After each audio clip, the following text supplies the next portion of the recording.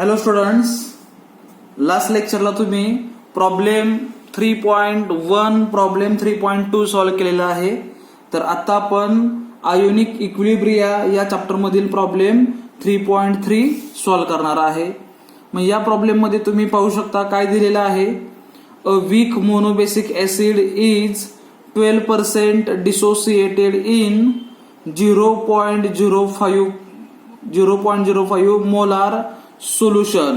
What is percent dissociation in 0.15 molar solution?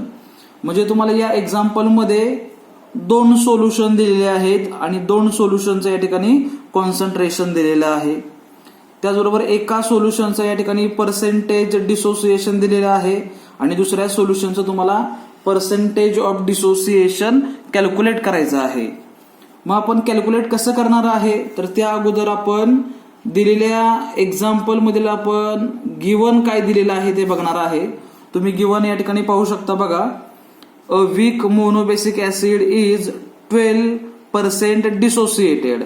म्हणजे या ठिकाणी सुरुवातीला जे मोनोबेसिक ऍसिड दिलेलं आहे हे 12% डिसोसिएट झालेलं आहे आणि त्या सोल्युशनचं कॉन्सन्ट्रेशन किती आहे तर 0.05 मोलार आहे. म्हणजे या ठिकाणी मी घेणार आहे बघा percentage of dissociation. Percentage of dissociation किती आहे तर 12% आहे आणि त्या सोल्युशनचं कॉन्सन्ट्रेशन किती आहे. आता दोन सोल्युशन दिलेले आहेत म्हणून आपण concentration first is equal to 0.05 molar घेणार आहे. मग हा जो पॉइंट आहे हा दोन डिजिट पुढे सरकवल्यानंतर काय होणार 5 × 10⁻² होणार आहे. 5 × 10⁻² काय येणार मोलार येणार आहे. ठीक आहे. त्यानंतर आपल्याला सेकंड सोल्युशनचं कॉन्सन्ट्रेशन दिलेलं आहे म्हणजे C2 इज इक्वल टू किती कॉन्सन्ट्रेशन आहे 0.15 मोलार हे कॉन्सन्ट्रेशन आहे. बरोबर. मग हा जो पॉइंट आहे तो आपण काय करू हा पॉइंट दोन घरं पुढे सरकवणार आहे आणि दोन घरं पुढे सरकवल्यानंतर काय होणार तर 15 × 10⁻² मोलार. ठीक आहे. असे दोन कॉन्सन्ट्रेशन आपण घेतलेले आहेत. मग या ठिकाणी आपल्याला सेकंड सोल्युशनचं पर्सेंटेज डिसोसिएशन काढायचं आहे. Percentage of dissociation. Percentage of dissociation या ठिकाणी आपल्याला कॅल्क्युलेट करायचं आहे. सेकंड सोल्युशनचं पर्सेंटेज ऑफ डिसोसिएशन कॅल्क्युलेट करायचं आहे. मग आपण हे पर्सेंटेज ऑफ डिसोसिएशन कसं कॅल्क्युलेट करणार आहे तर या ठिकाणी तुम्ही पाहू शकता की आपल्याला पहिल्या सोल्युशनचं पर्सेंटेज ऑफ डिसोसिएशन दिलेलं आहे दुसऱ्याचं कॅल्क्युलेट करायचं आहे. मग आपण फॉर्म्युला कोणता या ठिकाणी यूज करणार आहे. फॉर्म्युला कोणता यूज करणार आहे तर त्यासाठी बघा वीक मोनोबेसिक ऍसिड दिलेला आहे. मग वीक मोनोबेसिक ऍसिड मध्ये बघा पहिल्या सोल्युशनसाठी आपण dissociation constant Ka is equal to काय घेणार आहे तर α² इंटू कॉन्सन्ट्रेशन. काय घेणार आहे α² इंटू कॉन्सन्ट्रेशन. हे फर्स्ट सोल्युशन साठी आहे म्हणून या ठिकाणी मी α1 कॉन्सन्ट्रेशन 1 याला म्हणून इक्वेशन नंबर फर्स्ट काय म्हणणार इक्वेशन नंबर फर्स्ट म्हणणार आहे. त्यानंतर सेकंड सोल्युशन साठी काय घेणार आपण तर Ka is equal to α² into concentration. पण सेकंड सोल्युशन साठी आपण α2 कॉन्सन्ट्रेशन 2 घेणार आहे याला म्हणणार सेकंड सोल्युशन म्हणणार आहे. काय म्हणणार सेकंड सोल्युशन म्हणणार आहे. मग अकॉर्डिंग टू इक्वेशन फर्स्ट आणि इक्वेशन सेकंड यावरून आपण काय लिहिणार आहे बघा या ठिकाणी Ka आहे इथं सुद्धा Ka आहे. मग या दोन इक्वेशन वरून आपण काय लिहिणार आहे तर काय फॉर्म्युला तयार होईल मग α² 1 into concentration 1 is equal to α² 2 into concentration 2 येणार आहे. हा फॉर्म्युला तयार होणार आहे. मग या फॉर्म्युल्यामध्ये आपल्याला α2 कॅल्क्युलेट करावं लागेल. हा α2 कॅल्क्युलेट करावं लागेल. मग α2 वरून आपण काय कॅल्क्युलेट करू शकतो पर्सेंटेज ऑफ डिसोसिएशन कॅल्क्युलेट करू शकतो.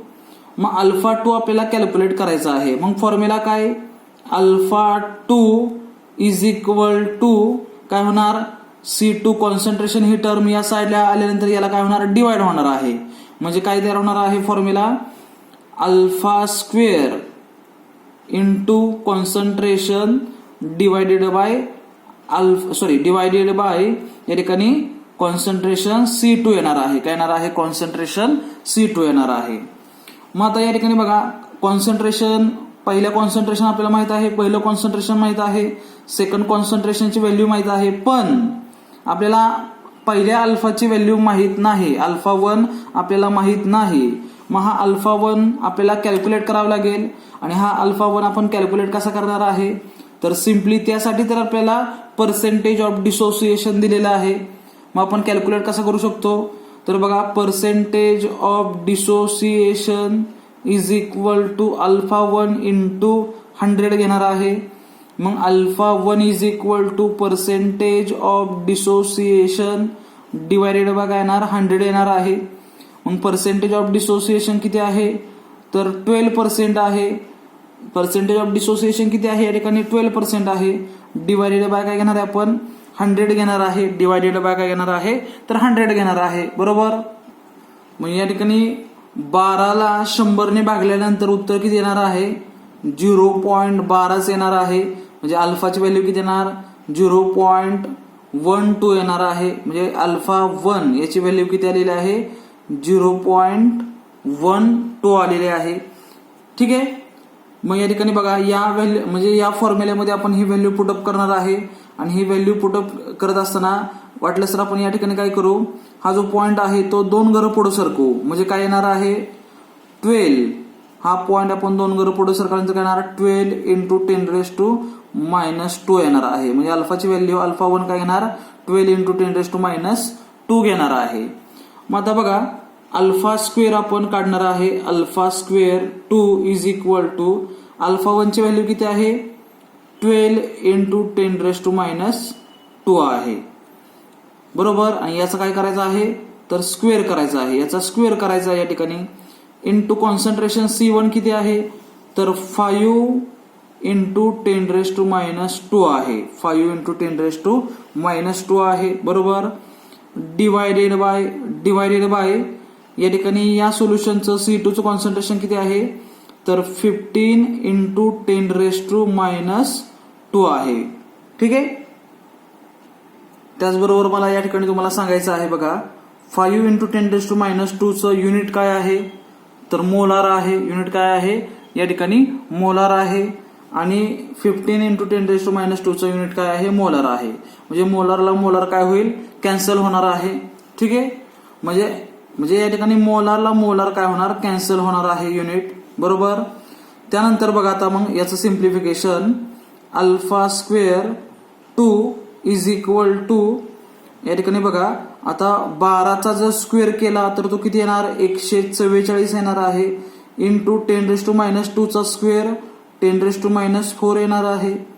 त्याचबरोबर या ठिकाणी बघा 5 त्रिक 15. ठीक आहे.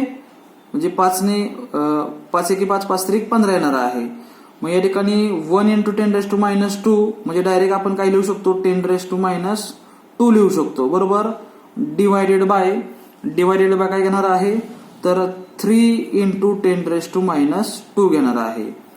मग यामध्ये 10⁻² ला 10⁻² काय होईल? कॅन्सल होणार आहे. 10⁻² ला 10⁻² काय होईल? कॅन्सल होणार आहे.